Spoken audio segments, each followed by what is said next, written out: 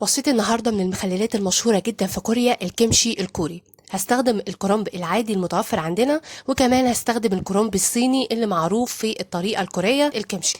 كمان هقدم معاها البطاطا الحلوة اللي كتير مننا شافوها بياكلوا البطاطا الحلوة مع الكيمشي، واللي حقيقي الطعم كان عكس توقعي. الطعم بجد كان رهيب. هقدمها بطريقة سهلة جدا وخطوات واضحة. نشوف مع بعض الطريقة.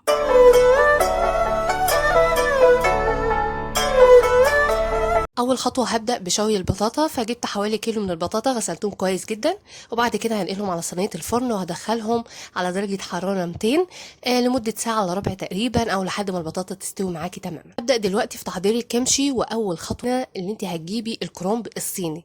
طبعا بتلاقيه في الهايبر ماركت، وباننا داخلين على الشتاء فانت هتلاقيه متوفر.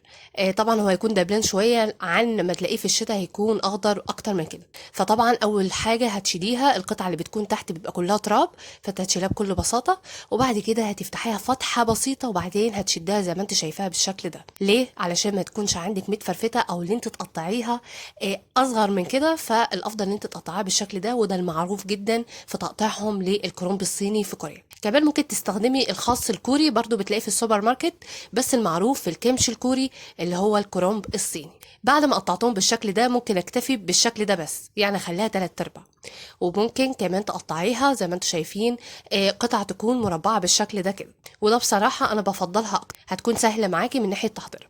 دلوقتي زي ما انتم شايفين جهزت معايا القطعه اللي هي هتكون خضرة بزياده، الدبلانه هتشيليها. كمان هتشيلي القطع اللي بتكون لتحت زي ما انتم شايفين اللي بتبقى جامده، فهتتخلصي منها. هتشيلي الطرف اللي تحت، وبعد كده هتكتفي بالورقات اللي انا عايزاها من الكمشي اللي انا هتخلص منهم. القطعة اللي هتكون جامدة زي ما انتم شايفين بتبقى بس في نهاية الكرنب الصيني. هجيب طبق كبير، واغلبهم بيستعملوا الستانلس، او ممكن تستخدمي اي طبق متوفر عندك. وبعدين هبدأ في الخطوة اللي بعدها. قطعتهم كويس جدا. هبدأ دلوقتي في الكرنب العادي اللي هو الملفوف العادي اللي انتوا عارفينه. طبعا انا هستخدم نص الكمية، يعني هستخدم نص الكرنباية، فاقطعها بالشكل ده. ممكن تستخدمها كلها زي ما انت عايزة. فبعد ما اقسمها بالشكل ده هقطعها، برضه هقطعها مربعات، يعني هستخدم هقطعها 3 قطع زي ما انتم شايفين بالشكل ده كده. عايزاها تكون مربعات برضه زي الكرنب الصيني. هقطعها زي ما انتم شايفين بالطريقة دي، وبعدين هقطعها مربعات. طبعا تقطيعها سهل جدا بالشكل ده كده.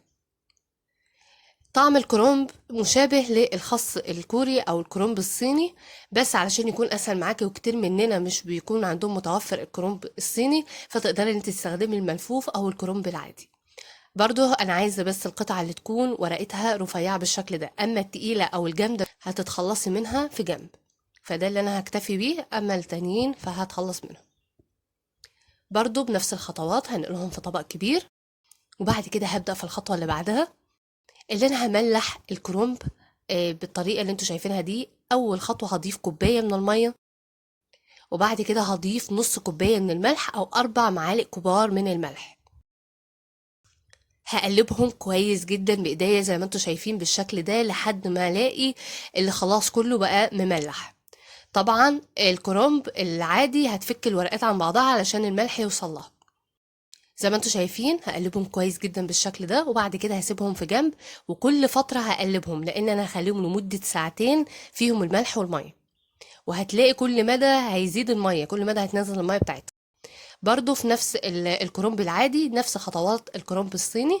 هضيف كوباية من المية ونص كوباية ملح أو 4 معالق كبار من الملح، وهقلبهم كويس جدا بالشكل ده كده. زي ما قلت لكم هتفك الورقات عن بعضها علشان الملح يوصلها. هبدأ دلوقتي في حاجة اسمها عصيدة الرز، أو الأساسي في معجون الشطة اللي بيستخدموها في الكمشي. فهضيف كوباية وربع من المية، ومعلقتين كبار من الرز المطحون. ضروري جدا اللي انا اقلبهم بالشكل ده قبل ما اخليهم على نار متوسطة. وهقلبهم كويس جدا، طول ما انا واقفة هقلبهم لحد ما القوام معايا يتقل زي ما انتوا هتشوفوا دلوقتي. بعد ما قلبتهم واختلطوا معايا كويس جدا، هبدأ اقلبهم بالشكل ده على نار متوسطة، معليش النار قوي. واول ما يتقل معايا زي ما انتوا شايفين بالشكل ده، يعني هتكون تقيلة شوية، مش تقيلة جامد زي العجينة، اللي انا عايزاها يكون السمك بتاعها متوسط زي ما انتوا شايفين بالشكل ده كده. خلاص جهزت معايا. كل اللي عليا دلوقتي اللي انا هضيف معلقه كبيره من السكر. ممكن تستخدمي السكر البني اللي متاح عندك او السكر الابيض، مفيش اي مشكله. وهقلبهم كويس جدا زي ما انتم شايفين لحد ما السكر يدوب معايا تماما. زي ما انتم ملاحظين القوام ناعم، وهيبقى سهل معايا من ناحيه الخطوات اللي بعدها. فدلوقتي جاهز معايا. كل اللي عليا ان انا اخلي خليط الرز المطحون يبرد تماما في جنب. هبدأ في الخطوة اللي بعدها وهو أساس الكمشي واللي هيديلك نكهة حلوة جدا. هتضيفي حوالي معلقة كبيرة من الجنزبيل الطازة، وبعدين هضيف 2 من الشطة الحمراء الحارة، وهضيف من 10 ل 12 فص توم، وكمان هضيف بصلتين. البصل العادي هيكون حجمه متوسط، وكمان هضيف نص كوباية مية عشان يسهل معاكي ضربها في الخلاط. هضرب كل دول كويس جدا لحد ما يبقى عندي زي الخليط العصير بالشكل ده.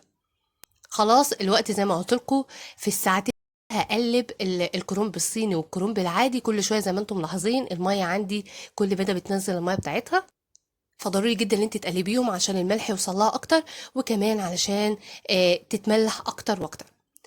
زي ما قلت لكم دلوقتي هبدأ في المعجون الحار او المعجون الكمشي. هضيف دلوقتي خليط الرز بعد ما برد معايا، وكمان هضيف خليط البصل والثوم والجنزبيل.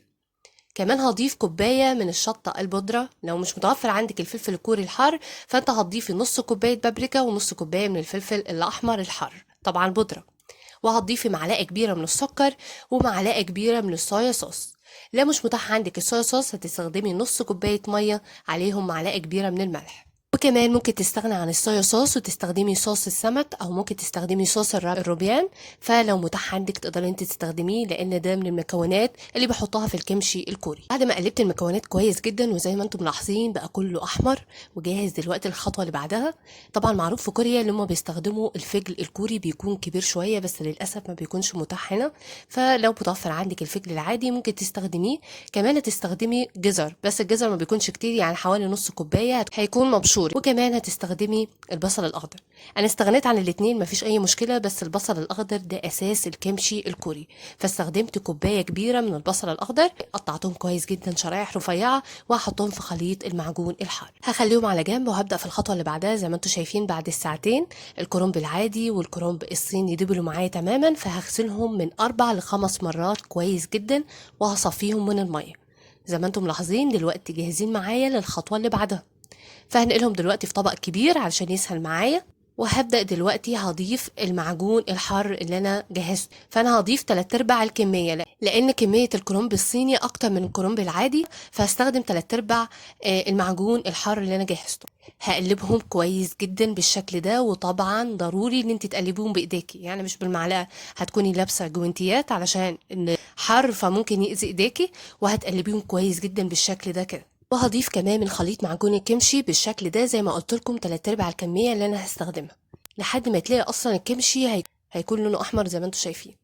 بعد كده هستخدم باقي الكميه الكرنب العادي، وبرده نفس الخطوات اللي الكرنب الصيني هستخدمه في الكرنب العادي. هقلبهم كويس جدا زي ما انتم شايفين. حقيقي شكله يفتح النفس، وبنغطي كله بالمعجون الحار. شكلهم بجد يفتح النفس سواء الكرنب الصيني او الكرنب العادي. بجد شكلهم حتى نفس بعض، يعني اللي يشوفهم يقول هما الاتنين نفس نوعية الكرنب. اخر خطوة طريقة حفظ الكمشي الكوري، فتقدري ان انت تحفظيها في برطمان ازاز زي ما انتم شايفين بالشكل ده كده. المهم اللي يكون ليه غطا وتقفليه كويس جدا عشان ما يتعرضش للهواء. ممكن كمان لو متوفر عندك حافظه بتكون من الفخار بيستخدموها كتير في كوريا وهو اصلا متوفر في كوريا، فلو متاح عندك تقدري ان انت تحفظي فيه الكمشي. بيحفظوا فيه اغلب اكلاتهم في الفخار. كمان ممكن تستخدمي الحفظات البلاستيك او اي نوع، المهم يكون ليه غطا وما يدخلوش اي هواء. اما عن مكان حفظ الكمشي فانت هتحفظيه في التلاجة، يعني ممكن تخليه لمدة أسبوعين أو أكتر. الطعم بيتخمر بالظبط وبيكون أقوى لمدة أسبوعين لما تحطيه في التلاجة. ودلوقتي كل اللي عليا اللي أنا هقفلهم كويس جدا وهنقلهم في التلاجة. تقدري إن أنت تحفظيه أسبوعين أو أكتر لمدة شهر أو شهرين، المهم إن أنت تحفظيهم في مكان بارد. ده الكمشي اللي بالكرنب العادي، وده الكمشي اللي بالكرنب الصيني. زي ما انتم شايفين شكلهم هما الاتنين واحد. ممكن الطعم يختلف شوية من ناحية قوام الكمشي العادي والكمشي اللي بالكرنب الصيني. دلوقتي زي ما انتم شايفين البطاطا اشتوت معايا. هبدأ دلوقتي هجرب البطاطا الحلوة مع الكمشي.